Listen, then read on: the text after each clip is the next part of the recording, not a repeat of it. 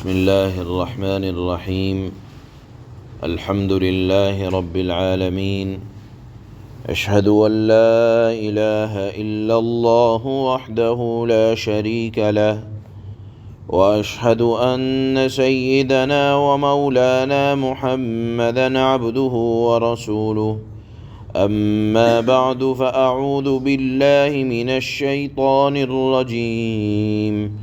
بسم اللہ الرحمن الرحیم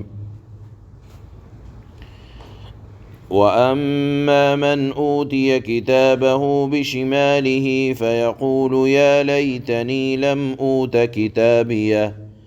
وَلَمْ أَدْرِ مَا حِسَابِيَهْ يَا لَيْتَهَا كَانَتِ الْقَاضِيَةَ مَا أَغْنَى عَنِّي مَالِيَهْ هلك عني سلطانيه خذوه فغلوه ثم الجحيم صلوه ثم في سلسلة ذرعها 70 ذراعا فاسلكوه إنه كان لا يؤمن بالله العظيم ولا يحض على طعام المسكين فليس له اليوم هاهنا حميم ولا طعام إلا من غسلين لا يأكله إلا الخاطئون صدق اللہ مولانا العلی العظیم۔ کل کی آیات میں اللہ پاک نے ان خوش نصیب لوگوں کے حالات کو بیان فرمایا تھا جن کا اعمال نامہ ان کے دائیں ہاتھ میں ملے گا۔ فرمایا تھا کہ بڑی خوشی کی زندگی گزار رہے ہوں گے، عزت کے ساتھ اپنے نامہ اعمال کو دیکھ بھی رہے ہوں گے اور دکھا بھی رہے ہوں گے۔ ان کے مقابلے میں جو بے ایمان لوگ ہیں جن کا اعمال نامہ ان کے بائیں ہاتھ میں ملے گا، وہ مجرم ہونے کی حالت میں منہ چھپائے پھر رہے ہوں گے اور کیا کہیں گے؟ ان کے حالات، ان کے عذاب کو اللہ نے ایک جھلک ان آیات میں بیان فرمائی ہے۔ حقیقت اللہ ہی جانتے ہیں۔ ہم وہاں کی خوش عیشی کو یا وہاں کی پکڑ کو اپنے الفاظ میں بھی بیان نہیں کر سکتے، لیکن اللہ نے جو بیان فرمایا ہے اس کو اپنی حد تک ادا کرنے کی کوشش کرتے ہیں۔ چنانچہ اللہ نے فرمایا کہ منہ چھپائے اس طرح پھر رہا ہوگا جس کا نامہ اعمال بائیں ہاتھ میں ملے گا۔ جس طرح دنیا میں جب آدمی ناکام ہو جاتا ہے، اگر کامیاب ہو گیا تو خود بھی دیکھتا ہے، اوروں کو بھی دکھاتا ہے، ملنے جلنے والوں سے بھی کہتا ہے، اور جب ناکام ہو جاتا ہے تو گھر میں آ کر اپنے آپ کو، اگر عزت دار آدمی ہوتا ہے اور باحیثیت ہوتا ہے تو اپنے آپ کو چھپائے پھرتا ہے۔ چنانچہ آخرت کا بھی حال کچھ اسی طرح کا ہوگا۔ اللہ نے فرمایا کہ جس کا نامہ اعمال بائیں ہاتھ میں ملے گا تو یہ تمنا کرے گا یا لیتنی لم اوت کتابیہ، کیا ہی اچھا ہوتا کہ مجھے میرا نامہ اعمال ہی نہ ملتا، جو ہوا سو ہوا، مجھے یہ نامہ اعمال مل گیا تو اب تو لوگ خود بخود اس کو دیکھیں گے۔ وَلَمْ أَدْرِ مَا حِسَابِيَا، اور مجھ کو تو خبر ہی نہ تھی کہ میرا حساب و کتاب لیا جائے گا، میں تو منمانی زندگی گزار رہا تھا۔ یا لیتہا کانت القاضیہ، کہے گا کاش کہ وہ جو موت مجھے دنیا میں آئی تھی، جس نے میری دنیاوی زندگی کا قصہ تمام کیا تھا، کاش کہ وہ موت آخری موت ہوتی، کہ مجھے وہیں ختم کر دیا جاتا اور دوبارہ زندہ نہ ہونا پڑتا اور دوبارہ زندہ ہونا مجھے نصیب نہ ہوتا۔ یہ شخص حسرت اور افسوس کے ساتھ شرمندگی کے عالم میں ہوگا، اسی دوران یہ کہے گا ما اغنی عنی مالیہ، ساری زندگی مال کو جمع کرتا رہا، پائی پائی کر کے جمع کرتا رہا، بڑی محنت کی، نہ تو حقوق اللہ کی فکر کی، نہ بندوں کے حقوق کو پہچانا، بس کوشش یہ تھی کہ مالدار بن جاؤں۔ لیکن قیامت کے دن کہے گا جس کا نامہ اعمال بائیں ہاتھ میں ہوگا ما اغنی عنی مالیہ، میرے مال میرے کچھ کام نہ آیا، ہلک عنی سلطانیہ، دنیا میں اپنے آپ کی بڑی عزت سمجھتا تھا، آج نہ عزت کام آ رہی ہے نہ جاہ کام آ رہا ہے، ہلک عنی سلطانیہ، کہے گا کہ میرے جاہ، میری عزت، میری آبرو، دنیا میں لوگ بڑا آدمی کہتے تھے، یہ بڑا پن آخرت میں میرے کچھ کام نہ آیا۔ اسی دوران اللہ کی طرف سے حکم ہوگا، آج اپنے آپ کو لعنت ملامت کرنے اس کا مطلب کوئی نہیں، خذوہ فغلوہ، فرشتوں کو حکم ہوگا اسے پکڑو اور گلے میں توق ڈال دو اور دہکتی ہوئی جہنم کی آگ میں جھونک دو، اور توق ایسا ہوگا جس کی لمبائی چوڑائی 70 گز کی ہوگی۔ اللہ نے وہ یہاں ذکر بھی فرمایا ہے ثم فی سلسلۃ ذرعها 70 ذراعا، 70 کہتے ہیں 70 گز کی ہوگی وہ توق جو انسان کو پہنائی جائے گی۔ اب 1 گز جو 3 فٹ کا ہوتا ہے، یہاں وہ گز مراد نہیں ہے، بلکہ آخرت کا گز جو فرشتوں کے درمیان مشہور و معروف ہے وہ مراد ہے، یا پھر اللہ کی شان کے مطابق جو ہوگا،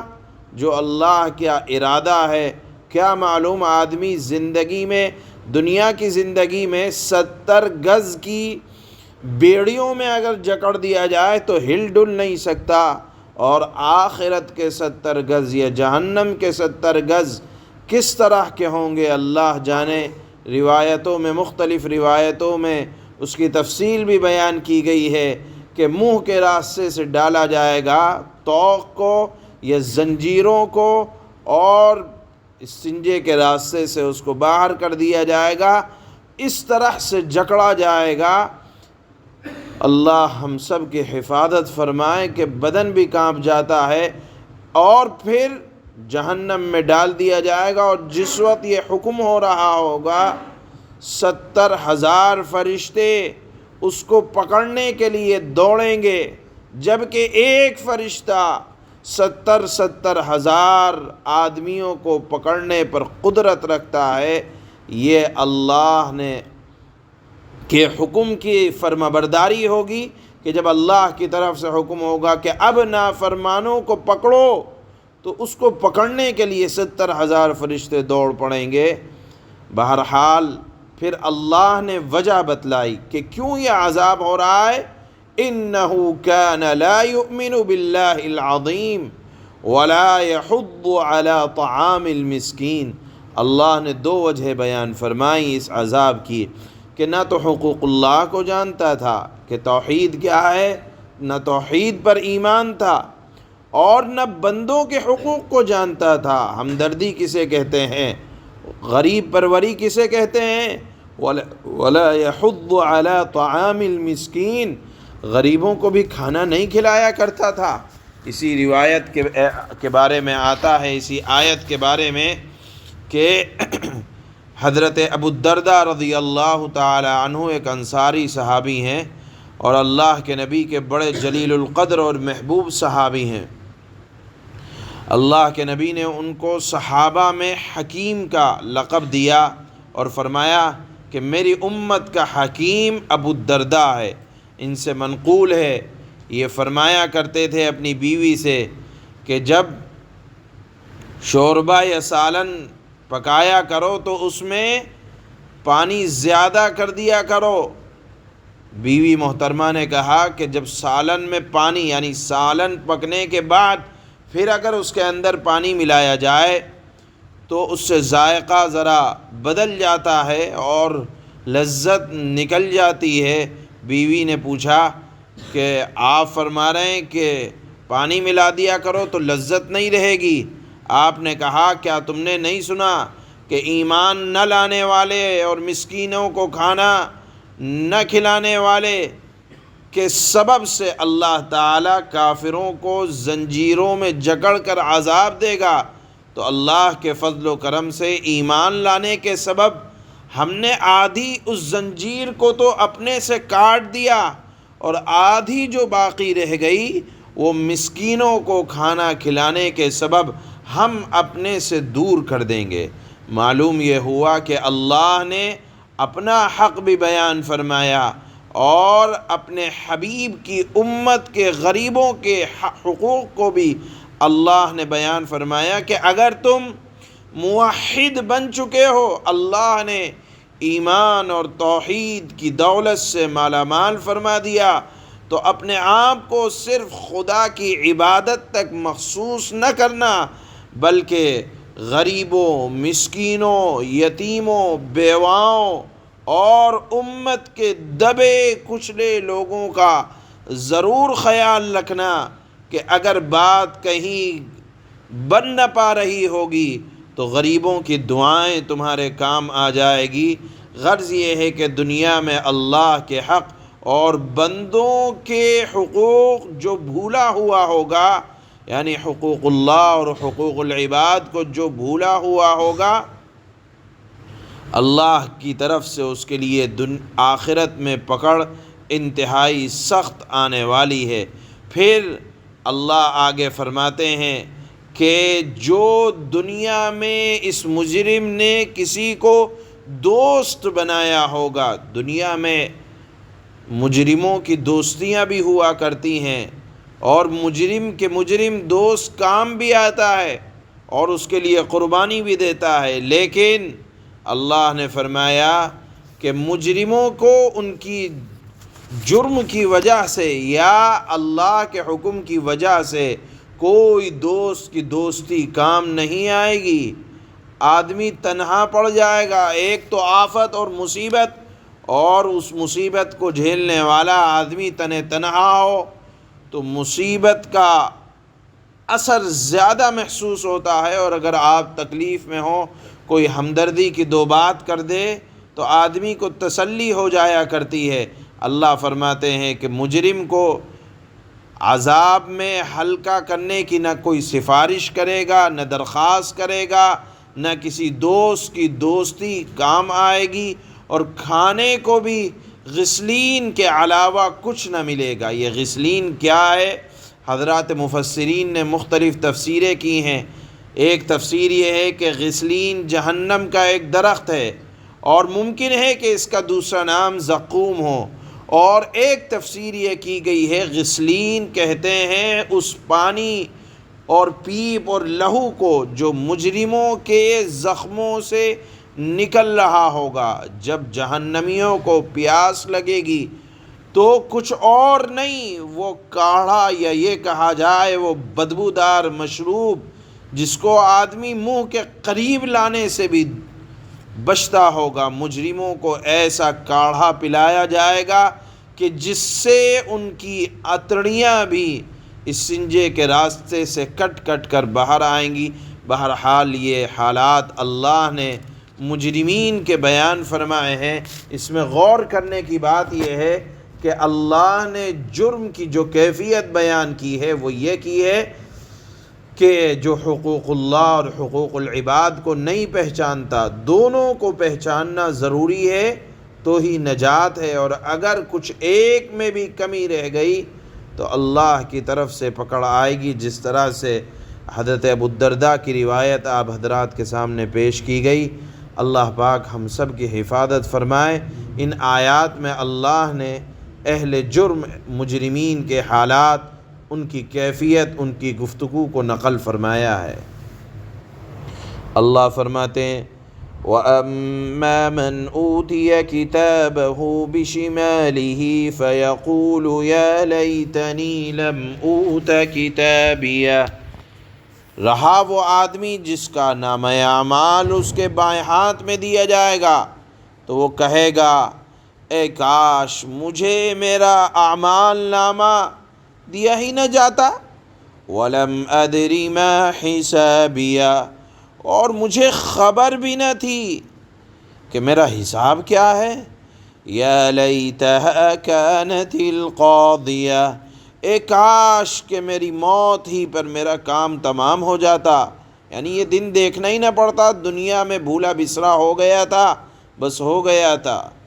ما اغنی عنی مالیہ،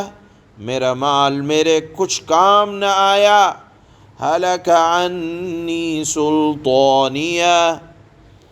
میرا سارا زور مجھ سے جاتا رہا، دنیا کی بادشاہت بھی یہاں کام نہ آئی۔ خذوہ فغلوہ ثم الجحیم صلوہ،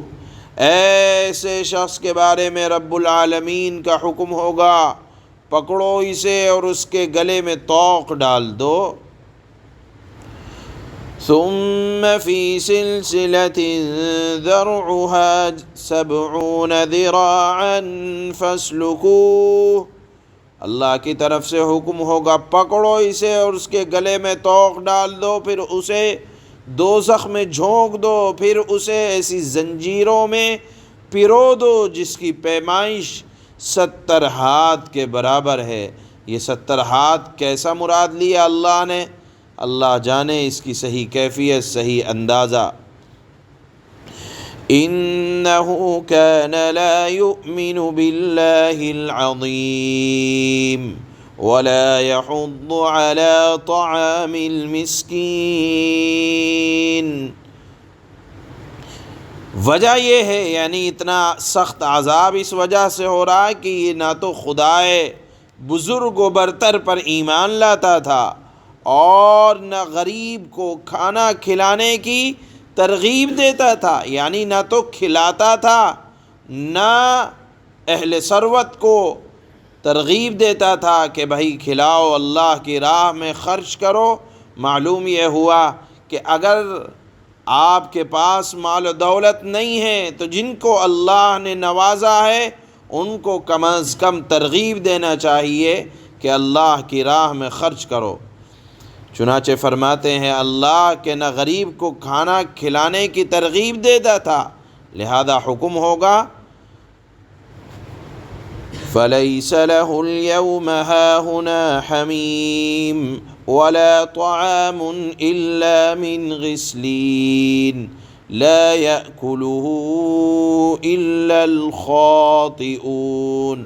لہذا آج یہاں یعنی قیامت کے دن نہ اس کا کوئی یار و مددگار ہے، جو دنیا میں دوستیاں تھی کام نہیں آئیں گی، اور نہ اس کو کوئی کھانے کی چیز میسر آئے گی سوائے غسلین کے۔ اور یہ غسلین کیا ہے بتایا کہ دوزخیوں کے زخموں سے نکلنے والا ایک مشروب ہوگا جو انتہائی تکلیف دہ ہوگا۔ اللہ نے فرمایا لا یأکلہ الا الخاطئون، اس غسلین کو گنہگاروں کے سوا کوئی نہیں کھائے گا۔ اللہ حفاظت فرمائے۔